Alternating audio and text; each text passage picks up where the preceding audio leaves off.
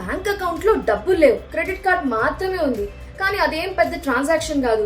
ఏ water టిన్, milk packet, కూరగాయలు, daily రోజువారీ చేసేటువంటి చిన్న చిన్న ట్రాన్సాక్షన్స్. వీటికి మనం క్రెడిట్ కార్డ్ వాడలేం. కానీ ఇకపై ఆ ప్రాబ్లం లేదు. ఎందుకు అంటే బేసిక్గా మనం ఇలాంటి చిన్న చిన్న ట్రాన్సాక్షన్స్ ని గూగుల్ పే, ఫోన్ పే ద్వారా స్కాన్ చేసి అమౌంట్స్ పే చేస్తూ ఉంటాం.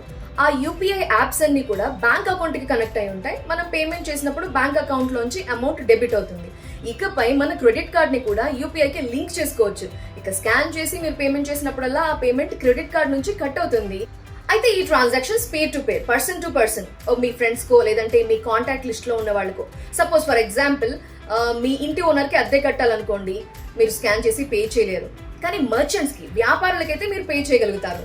అయితే వీటి కోసం మనం కొత్తగా క్రెడిట్ కార్డ్ అప్లై చేసుకోవాలా, లేదంటే ఉన్న వాటిని ఉపయోగించుకోవచ్చా అని అంటే క్రెడిట్ కార్డ్ లో యూపీఐ ఫెసిలిటీ కోసం బ్యాంక్ ని సంప్రదించాలి. వర్చువల్ రూపే కార్డ్ ని ఇవ్వండి అని అడగాలి.